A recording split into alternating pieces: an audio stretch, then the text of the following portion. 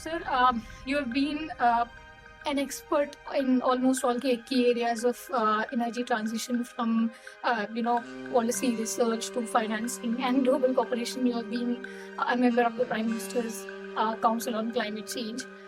Can you tell us your early motivations?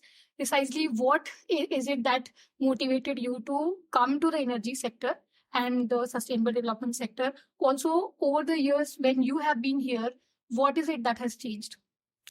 So the first thing that I can recall, which had an impact on me, was the 1973 oil embargo, which essentially told us that the growth powered by cheap energy was no longer something for the future. As I went and studied engineering, this is something that motivated me, which is why I chose to study chemical engineering, because that is what I thought had the most to do with the newer forms of energy. After I graduated, the first thing that I did was write a series of articles on the state at that time of various sources of renewable energy, wind energy, solar energy, etc. But immediately after that, I did realize that renewables are something of the future. So the first thing I focused on was, how do we use coal more efficiently? And I worked on something called gas solid fluidized beds, in which small particles of coal are burned in a current of air. Instead of being as a bed, they're made as they're suspended particles, which is a lot more efficient. I also worked on fuel cells as a way of using hydrogen. This was all in the 1990s. But as we grew both as an economy and as the challenges to the world increased, we started focusing more and more on energy efficiency and renewables as a way to ensure that everybody in the world got access to energy, and we got access in a sustainable manner, so that the world could grow sustainable. Now, what happened at that particular moment of time was that there was a concern about climate change happening on the one side. There was a concern about making sure that everybody had access to energy on the other side, which at that point of time meant that everybody needed to use energy more efficiently. The challenge was energy efficiency and renewables were more costly than fossil fuels. And we needed a financial mechanism to move ahead. This was through the at that point of time it was called GEF, Global Environmental Facility. The Global Environment Facility provided the incremental financing to help renewable and energy efficiency projects through. And this is the time I was with the World Bank in Washington, and we helped create a cadre of people in the bank who started working on renewables and energy efficiency. And those projects got bank financing and got grants for the incremental amount of financing from the GEF. This helped create the atmosphere, the learning, the people who would take renewables and energy efficiency forward. And then, of course, I went into the renewable energy sector. I was associated with Suzlon for some time. And then for the longest period of time, I was with the Bureau of Energy Efficiency in India, where we did all kinds of interesting things. The standards and labeling program, the stars that you see, was something that was at that time. We did the LED program to move efficient lighting into the country. We helped industry see that energy efficiency is good for itself and introduce the Perform, Achieve, and Trade program, which some people say gives industry money to be efficient. In other words, we were able to institutionalize energy efficiency. Sir, because I want to stuff in more questions. Yeah. And we have limited time. So let's talk about ISA.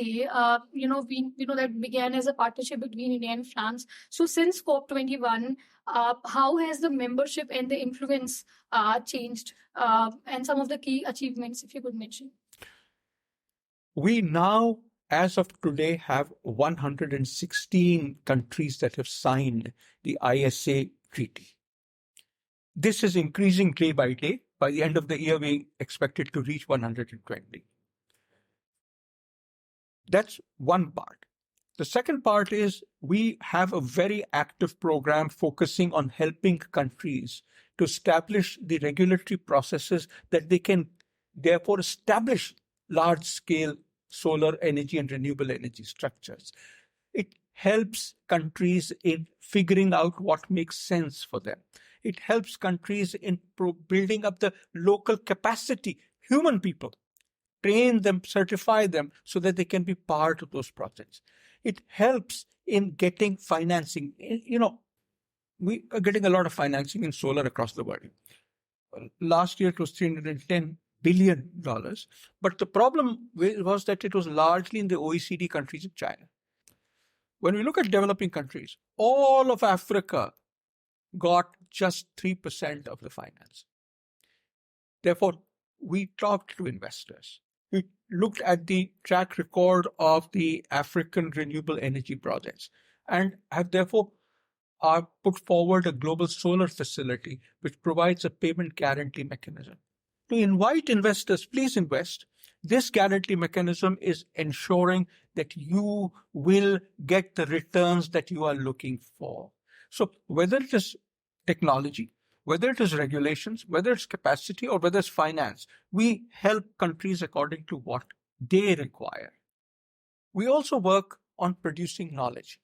So, for example, at the Clean Technology Conference held today on the 1st of November 2023, we released the second edition of the Global Progress in Energy, Solar Energy Technologies, Solar Energy Markets, and Solar Energy Investments. We have also produced now something on green hydrogen, because green hydrogen is important. Electricity is good. What will you do in the areas where there's no electricity? So hydrogen is important, and therefore looking at how we produce hydrogen, how we use hydrogen, how we transport hydrogen becomes important.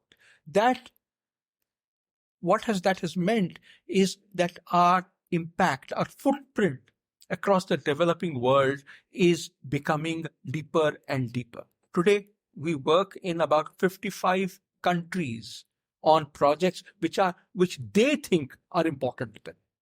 Correct. Sir, I'm also curious, how do you evaluate, because we talk about energy transition a lot, how do you evaluate the energy transition across the world, stuffing in, how do you, see the disparity and to make sure that renewables are accessible by all? The key issue in all of this is, as our major goal says, ISA's major goal is to make solar as the energy source of choice. How do you make something the energy source of choice? It obviously has to be cost competitive. It has to be available to you and I when we need it. Look at all of this together. What is important across the world is, one, what is the availability of energy? The per capita availability of energy is important. What share of that energy is from renewables? What share is from fossil fuels? Is the share of renewables increasing over time? Those are the kinds of benchmarks that we use for ourselves in assessing whether countries are moving towards a zero carbon goal. Right. Also, in the next 5 years, how do you see, what are the challenges that you see? Because, as you said, we are getting a lot of money in solar. So what are the challenges that you see happening in the solar industry? So I would put the challenges as in three big buckets. The first bucket, as you said, is money. There is a lot of money, but it is skewed, and therefore we need to correct this. The second challenge that we are facing is in terms of where this money is being applied. It's largely being applied for large projects. We are now seeing a greater growth of decentralized solar, but still it needs to be far more so that you and I can enjoy the benefits. The third problem that we see is in terms of the geographical concentration of manufacturing. Two countries account for 80% of the solar modules produced in the world. This creates a huge problem in choking the supply across the world. And if in the next 6 or 7 years, we are looking at the solar demand increasing by a factor of 3, this means that geographical diversification has to happen. Yes, both of solar cells to solar modules, but also the production of solar cells itself. So these are the 3 key challenges. You can also say that there are technological challenges in terms of the new technologies which will make solar more cost effective, about battery technologies, about the solar hydrogen electrolyzers that will be needed. Yes, so there is a range of technologies which also need to be worked on so that we get greater technological maturity and financial viability. Okay. And in the coming back to ISA, what were the key outcomes in the last meeting that was held? Also, within the ISA in the next year, 2024, what is it that we can look forward to? So, I'm going to be very biased and parochial. As far as ISA is concerned, the best thing that we got was the commitments by various countries that they would provide to the budget of ISA. And it was surprising how many developing countries committed to that. Remember, it's all voluntary. There are no mandatory financial commitments for anybody. But the fact that developing countries contributed implies that they see the value of the ISA. We also saw a large number of developed countries, Denmark, Germany, the USA, saying how they would help provide resources for the projects of the International Solar Alliance. So this was clearly one of my high points. But as we go ahead, we are looking at identifying startups. We did it in Africa last year. The Assembly approved that we will carry this on for Asia this year. So we will collaborate with the SICOA Foundation. We will collaborate with the Asian Development Bank to make this happen across the Asia Pacific region. So this will be one big thing that is. The second big thing that you will see is that in the next year, the support that we provide for regulatory change. In other words, how do you get money into solar? Countries prepare the strategies so that on the one hand, the solar investors feel comfortable that they'll get return. On the other hand, you make sure that you and I get electricity at the lowest prices. This is a regulatory structure that we are providing support to many, many countries. So right now we are providing to 6 countries. This will expand to something of the order of 20 countries in the next year. And finally, as far as support for projects is concerned, we look forward to supporting about 9.5 gigawatts of project development across the world. Okay. And because it's one of the priorities under India's G20 presidency, let's also talk about the global biofuel alliance. So how do you think it will further help in India's goal towards energy transition broadly? And also, what is your outlook about the alliance? The Global Biofuels Alliance is a very important alliance because for many countries, biofuels is an essential part of the energy transition. So the sustainable use of biofuels, and I emphasize the word sustainable, emphasizes that we will be able to move to a future in which biofuels provide a fair amount of energy, at least in crucial areas. So for example, if you look at sustainable aviation, we will probably look at biofuels providing fuels for sustainable aviation. There's a lot of work that has been done in many, many countries, and they need to learn from each other in order to move ahead. So for example, Brazil has worked on biofuels for the transportation sector. The US has worked on biofuels which are used across the industrial sector. India has used on biofuels as for producing energy.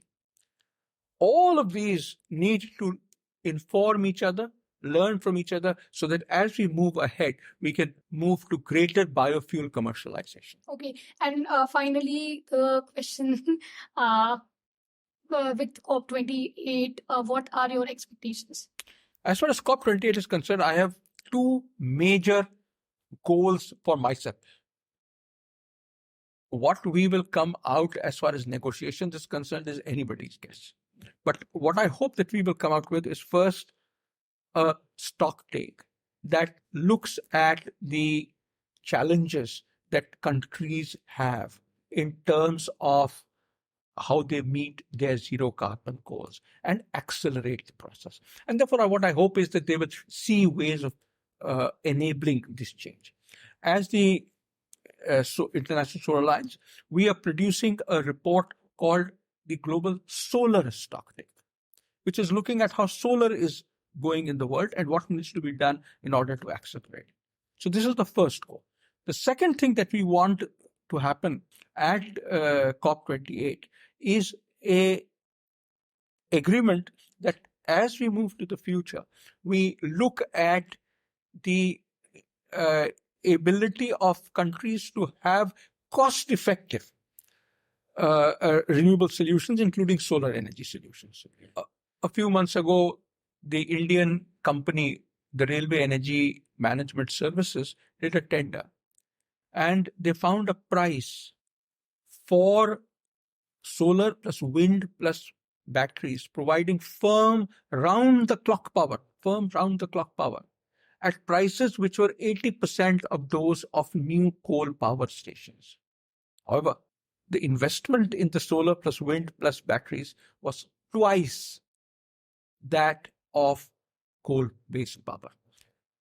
What it tells me is we need mechanisms to enable the cost of money to come down in order for renewables to go ahead. And I'm hoping that at the COP, we will have various financing solutions that will help us move forward.